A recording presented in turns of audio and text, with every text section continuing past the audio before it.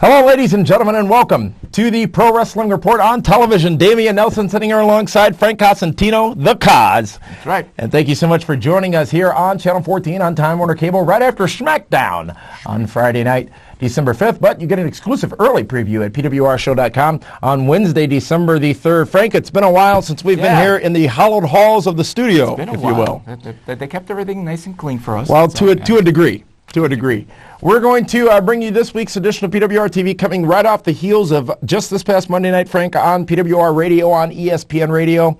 Kevin Nash joined us with an exclusive interview, which can be found at pwrshow.com in the archives. But it was a fun time with Kevin, Big Kev, if you will. A lot of insight into TNA and his time in other organizations. And a lot of history with him. He's been around. He's been around. The former owner of several big money contracts, and that's our first topic, our top story, if you will, today. Lots of big money contracts in professional wrestling, but not many long-term contracts offered in professional wrestling. We've caught wind of the fact that there is a long-term deal on the table now for WWE superstar Randy Orton. Right. Randy Orton has been telling people, his friends specifically, that he has been offered a 10-year contract by WWE. A 10-year contract, Frank. And the company wants to secure him long-term. Surely makes a lot of sense, as Randy has been with the company for a while, has shown no indication of ever wanting to go anywhere else. But times change, and whoever would have thought Bret Hart would go to WCW. Right.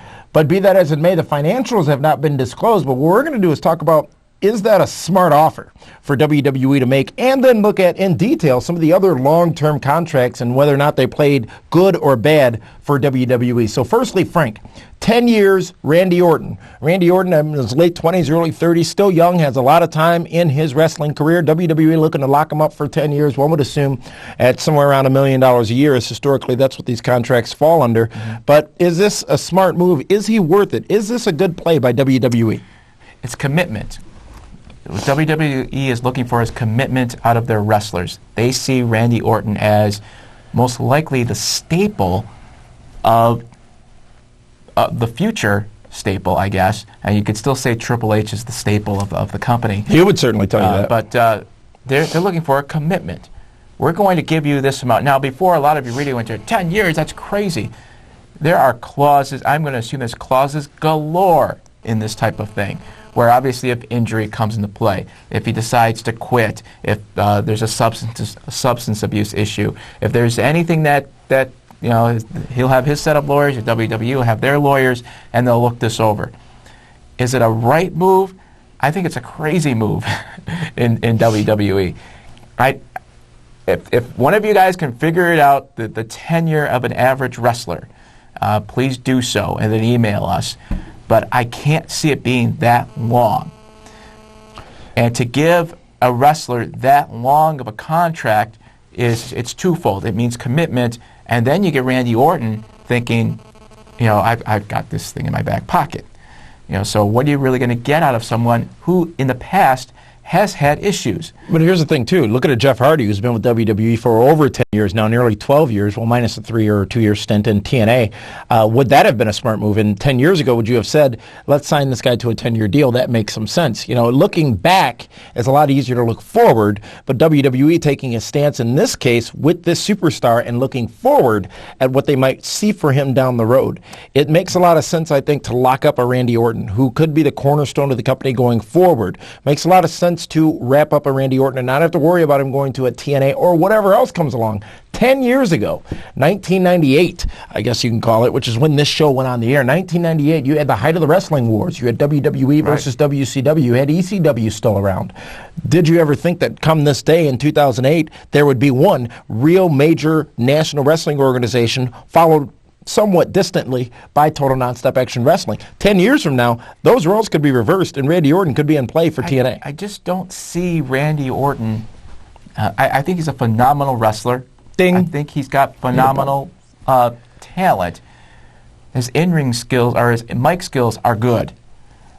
I just don't see him as the top 3 or top 5 superstars in WWE. Is he right now? Not? You don't see him right now as one of the top? I think he is top 5, very close. But 5 years from now, will he be? Wrestling fans they're great. They're loyal, but they're also smart.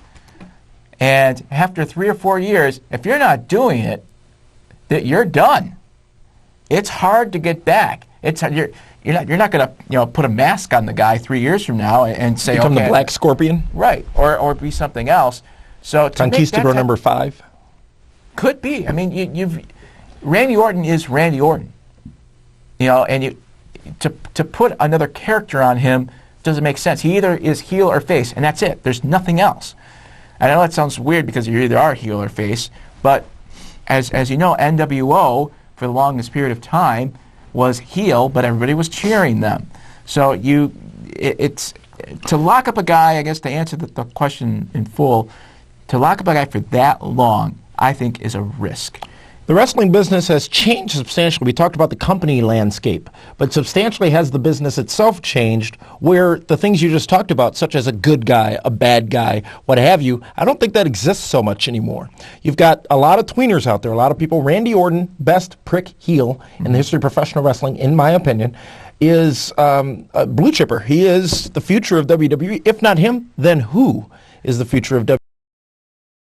I think they're pretty smart in going after this guy with a 10-year deal, locking him up, making him a company man because he can perform all of those roles. We've seen since his rise to fame, pretty much 2003, 2004, that he can play face, he can play heel, he can be involved in a faction, he can be out injured for a while, come back and still have the same amount of heat. As a matter of fact, I would say this last return probably had him with more fan interest than any of his prior injuries or times away. He's gotten smart. We talked on ESPN Radio a couple of weeks ago about Randy Orton's demeanor and the way he carries himself compared to prior years. Right. WWE realizing that, WWE telling him saying, Vince McMahon telling him, the only barrier to Randy Orton succeeding is Randy Orton.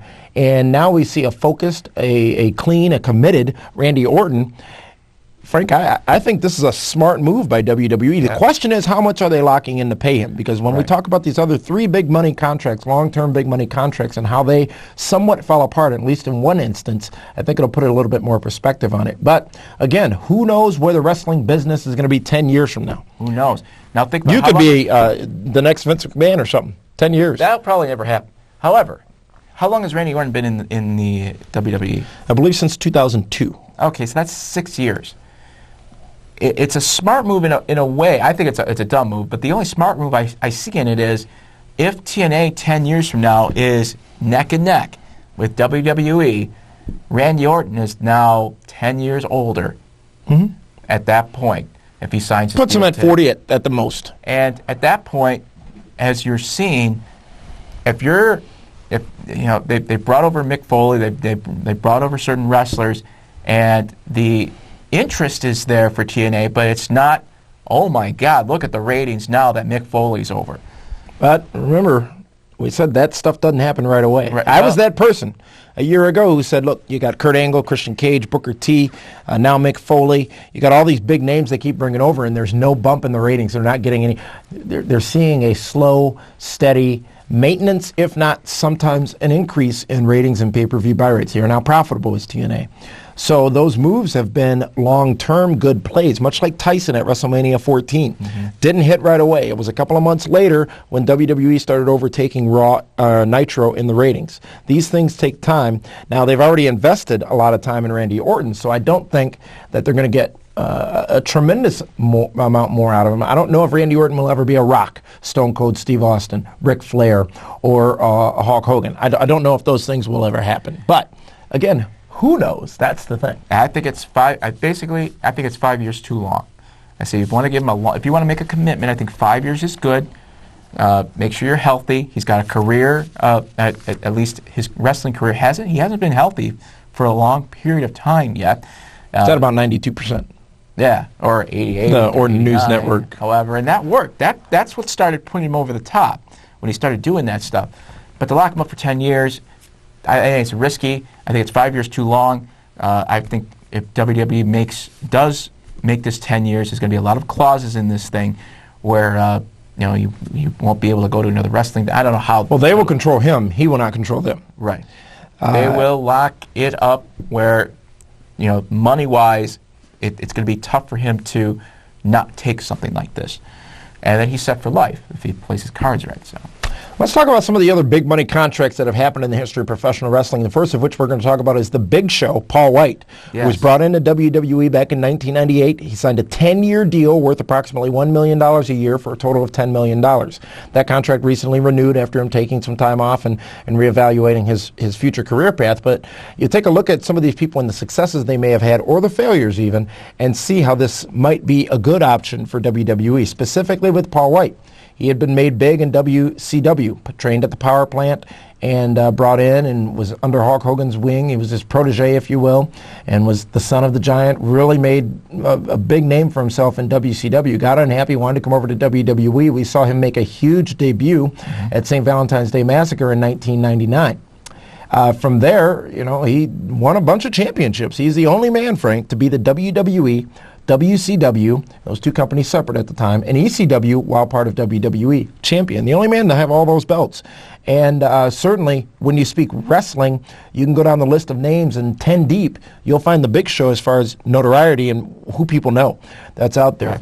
So the question is, 10 years ago, did he pay off? Did that big money long-term contract pay off? It did. And here's why it did, because he's a big wrestler. You don't see a lot of wrestlers that tall, whether he's 6'10" or 7 foot. There's the great Khali. Right, exactly. But he was mobile.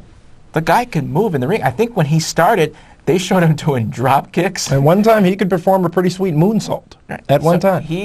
So they saw, and he was young, very young back then. Mm-hmm.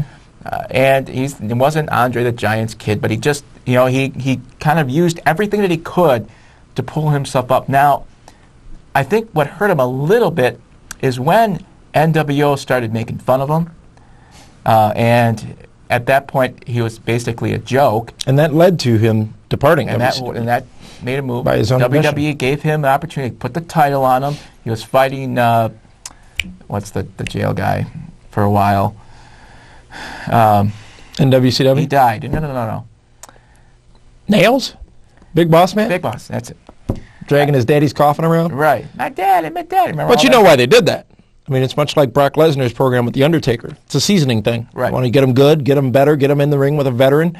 And, that was part of that process. But that seemed to drag on, no pun intended, for a very long time. Right. That feud. And it worked. It was a good investment by WWE to give him that big amount of money. And but what happened is 4 or 5 years in, he went and kind of retooled himself for a while. That's the risk. Now, he didn't sign a very long, I don't think he signed a 10-year deal at the time. Initially, yes, but the renewal, certainly not for 10 years. Right. They saw, okay, you got to go back to OVW, I believe what it was. Matter of fact, he came here to Milwaukee during that time to kind of just retool himself. The difference here is, here's a 7-foot guy. There's not many of those guys that can wrestle, and it worked. But again, Randy Orton is a little bit different when it comes to that. But as far as that money, it worked at the time for WWE. I think it was a good investment at the time. It was a huge acquisition, for those of you who recall. In 1999, when Paul White came from under the ring in that steel cage match between Vince McMahon and Stone Cold Steve Austin, that was a huge signing because there was no transition from WCW to WWE at the time. Later that year, we would see Chris Jericho come over to WWE. So that was somewhat of a catalyst to get people to start coming back over to WWE. The problems with WCW had just started surfacing. And again, this was 10 years ago. WCW is still around. WWE somewhat floundering. Big Show, the first of the big deal, or the one of the most recent big long-term deals, seemingly paid off. I mean, WWE certainly got 10 years out of it. Right, and it worked. But also, give Big Show a lot of credit, they used the comic angle with him a lot. Yeah. And that worked. And that's the versatility of a Big Show, or Paul White, however he wanted to call himself. So it worked fine, and it still works today. Mm-hmm. But again, his limitations are, and it's not his fault, he needs competition, someone he could see eye to eye with. But I mean, it doesn't work when he's wrestling a Rey Mysterio or he's wrestling someone that's half his size. That takes the realism out of it. So they've got to match him up with guys that are a little bit taller, or at least are champions, So, if you're the champ, you can beat, the Big Show, right? Or maybe not. Who knows? So it worked for them, and I think it's going to be a long time, unless there's somebody out there that's about 7 foot that can move. Not too many guys out there that can do that. So he's a one-in-a-lifetime kind of wrestler. Speaking of big men, the next multi-year long-term deal was that of Mark Henry, signed in 1996 to WWE for a 10-year deal at approximately $1 million a year. When this happened, I remember wondering why. Now, the history leading up to this, in 1992, he won a weightlifting competition, and WWE first saw potential in him because he was, as it pertains to winning that, on his way to becoming the world's strongest man. Well, that would be solidified in 1996 during the Olympics when WWE sponsored him and then decided to sign him to a long-year contract. Remember when he came in, Frank? It was this Olympic contender, Mark Henry, who, by the way, participated in the same Olympics that Kurt Angle did. WWE was chasing after Kurt Angle at the time as well. But be that as it may, Mark Henry comes in, they sign him to a 10-year deal, approximately $1 million a year. But what the hell has he done? I mean, he went as far as getting trained by Stu and Bret Hart. It was the next big thing, the next big hope. And aside from giving birth to a hand with Mae Young, and currently at the end of this, or after a renewal, he is certainly on his best streak, one of his best streaks in WWE, but it's only his second title. He was a European champion and an ECW world champion. That's it. That's all he's accomplished. And it's not defined by titles. I mean, Mark Henry is not on that list of 10 names that you can say WWE and people associate with. He is a wrestler, obviously, certainly better than he has been in the past. He's finally found his calling, I think, as far as his gimmick goes. But this was a huge deal. Some say it was reworked halfway through. Some say WWE may have been interested in getting out of it. But they wanted the world's strongest man. They got the world's strongest man, and he ended up not being the world's strongest wrestling draw. This investment didn't work. It was a disaster, and mainly because the guy needed a mouthpiece because he just didn't have those mic skills right off the bat. Not even when he was sexual chocolate? No, none. He tried, give him all the credit in the world for trying, but he didn't have it. The other thing is he was slow. He was strong, sure, but he was slow in the ring, and they couldn't find a wrestler that could match with him because at that point, they're like, let's move this thing along. It just didn't work. They tried to use the strength angle with him, where I remember when he tried to open up a cage and it didn't work. And there was so many things. They tried the comedy angle with the hand and all that. That didn't work. WWE they took a risk, and in any business you take risks. This one didn't work. And they gave Mark Henry all the opportunity. Eventually, he was gone for was it at least 2 years? He had a good amount of injuries that kept him off the TV for a little while. But obviously, he's signed a new deal. They brought him back. He's back. He's long-term with WWE, and some say he's very smart. How much longer will he be around? Because he is a man who's quiet. He's not going out when he's on the road. He's got a wife and kid at home back in New York. He's been making about $1 million a year, been saving up money. So he's in this thing. Why? I'm not sure, but it's a money thing. It has to be. Where he's and hopefully he's keeping his money in the right spot. He's right now. Hopefully it's in a mattress somewhere. But I mean, his investments are set. Hopefully he's setting up for his family. But the guy can't wrestle. The guy can't speak, and they just can never find a good match for him.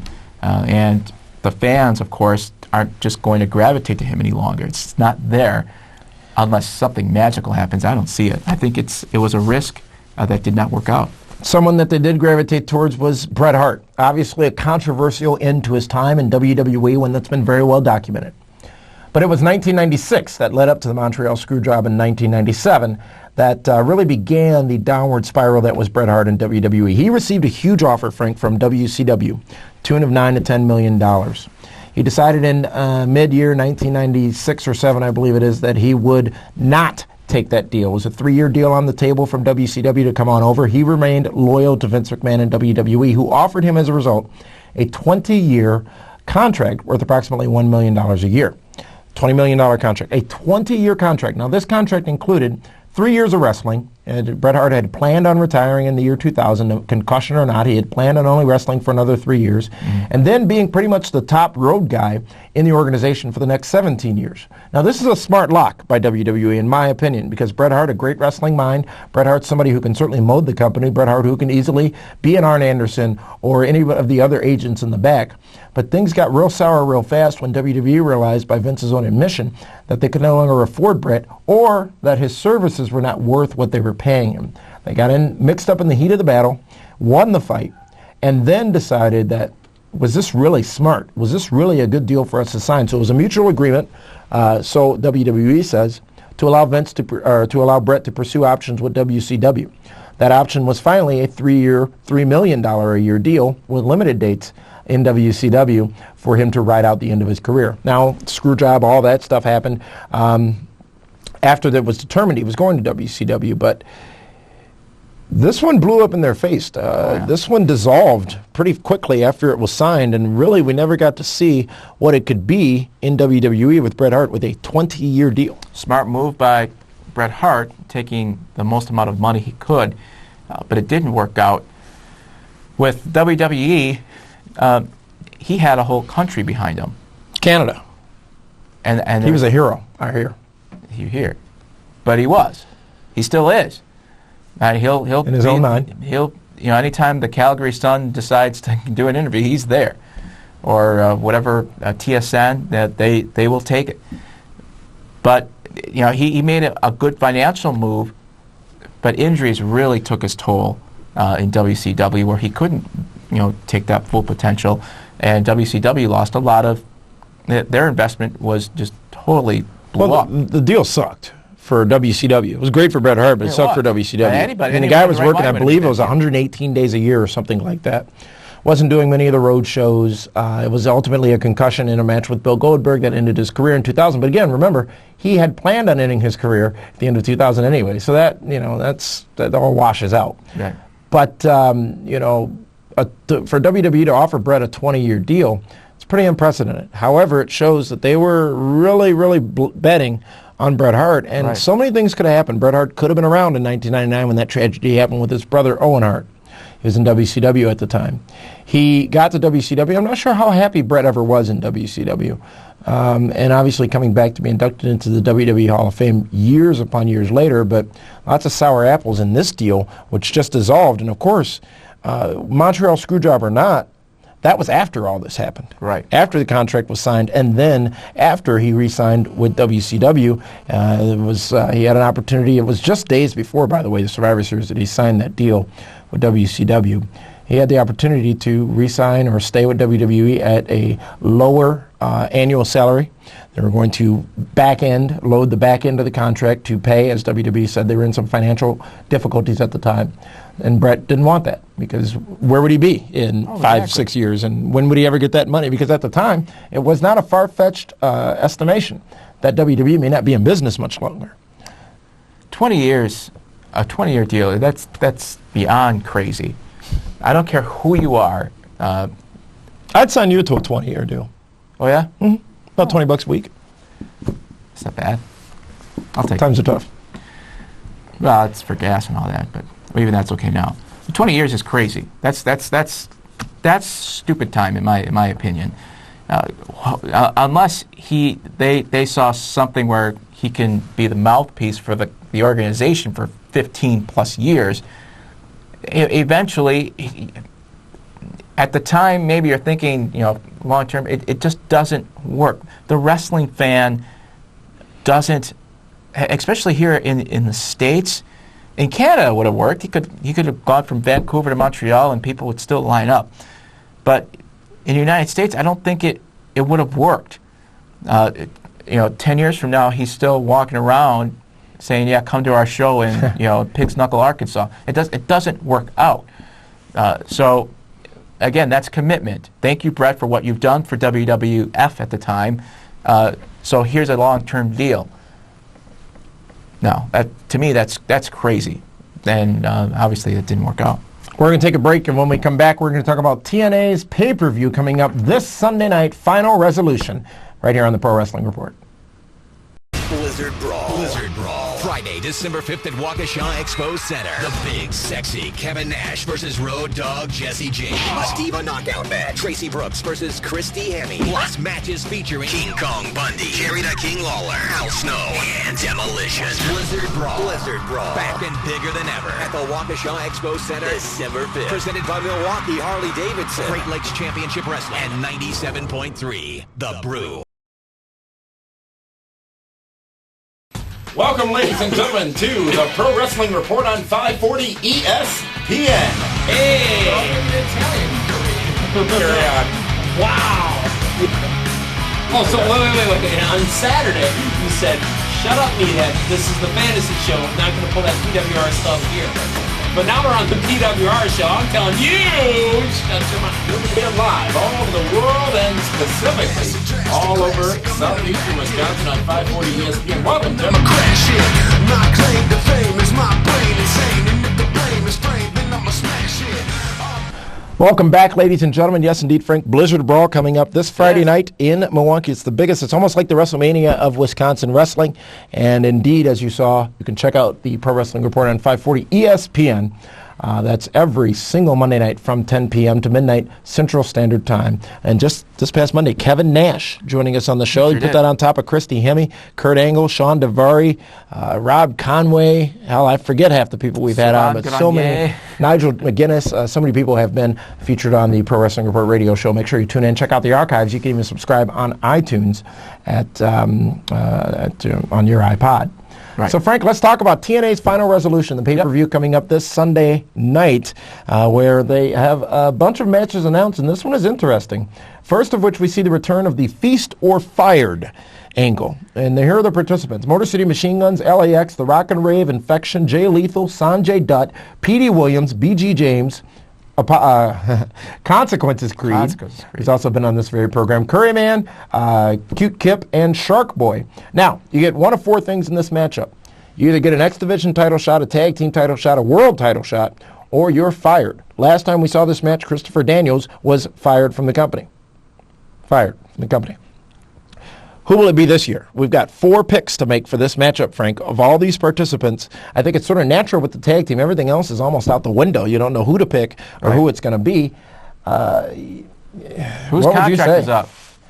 Well, many people in TNA coming up in the next few months. That's what you got to look at. Look at that. Look at who's wrestling in that match, and if you know or you can get that information, find out whose contract is up. And then you could probably use the process of elimination. Go, is it Kip? You know, who knows? I like the idea of the match, but isn't it? It's a lot to kind of remember. It's overbooked.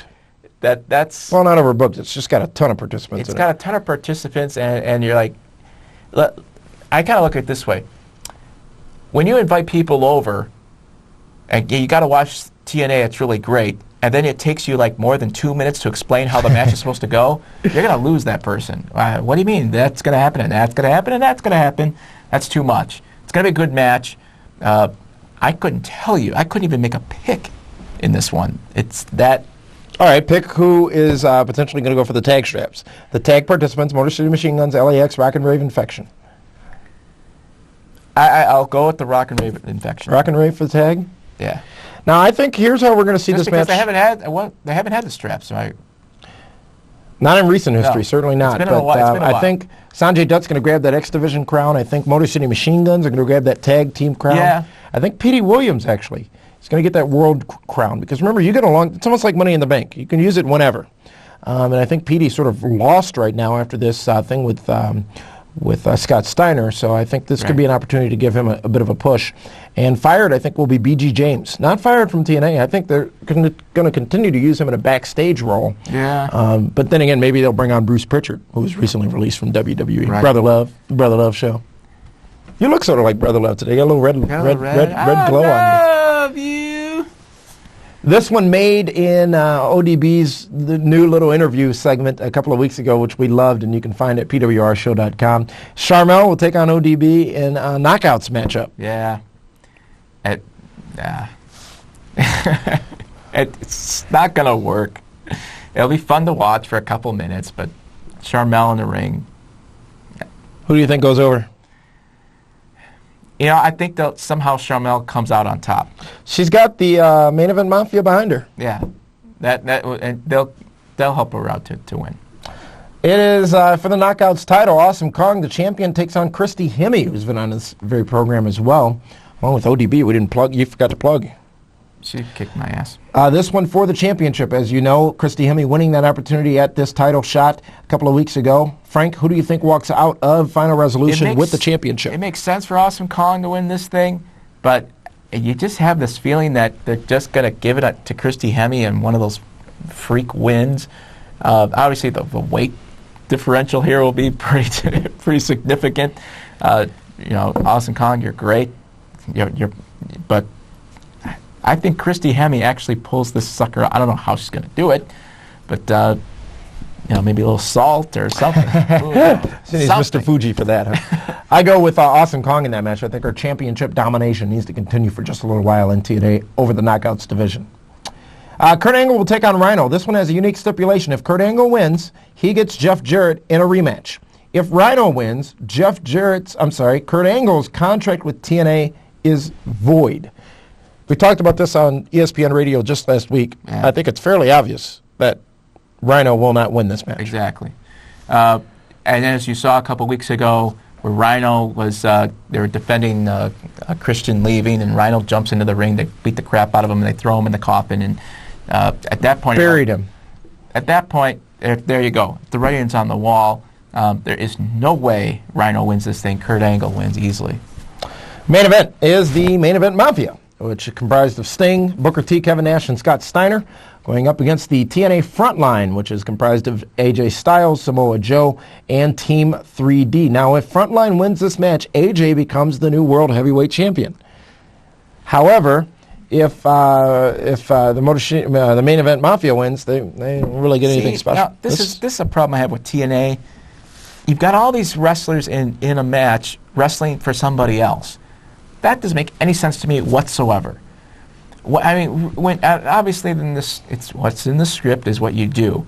But if you're other wrestler, you're like, yeah, this is good for AJ. Why not? What? It doesn't fit. This is where TNA, I think, overthinks things. You're making it more than you need to. I think AJ Styles' team wins for him. Well, good for the rest of the guys. It's a dumb match.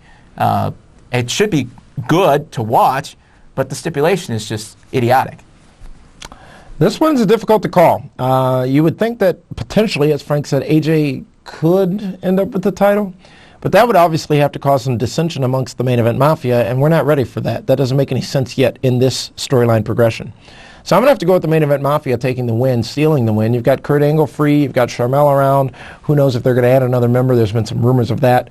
I think they've got the deck stacked in their favor in this matchup, and it makes the most sense for the Main Event Mafia to win. Now, the question is, when you look at this pay-per-view overall, have they booked it in a way that it's too obvious and they're going to swerve us on everything? They've got to swerve somewhere, and maybe some of the fans will come to send in emails or whatever, because I think TNA does listen to their fans, and say, you don't need to make this as difficult for us to follow. Just make it simple. Keep it simple for the most part. Make it work. If you want to have some crazy stipulations, fine, but not every match. It seems like every match has something really, big is going to happen, which is fine in a way, but it doesn't work for me, and it'll be a good pay-per-view. The stipulations are overboard for each match. That's this Sunday night on pay-per-view. We're going to be live with you again coming out next Monday night on ESPN Radio. So make sure you tune in to get the full results of that pay-per-view show. Also next week, Frank, we've got the Fans' Choice. It's our 10 best finishing moves in the history of professional wrestling. 10 best finishers coming up next Wednesday online and Friday on TV here on the Pro Wrestling Report television edition. So be sure you tune into that, available at pwrshow.com starting Wednesday, December the 8th. It is our 10 best finishers. I'm going to try to find that meathead guy, too, and get him on here. Somewhere. So much more peaceful without him. we've had some wintry weather around, so maybe he's lost. First big snow of the year earlier this week. But right. anyways, folks, thank you so much for tuning in. Make sure you check out the website, pwrshow.com, the forum, the chat room, and all the interactive features. And again, next week coming up, 10 Best Finishers. You can vote on the next episode, the January episode of 10 Best, right at pwrshow.com. For the man they call Frank Cosentino and Meathead, this is Damian Nelson saying thanks for tuning in. We'll see you next week. 5-minute breather. Find your ass.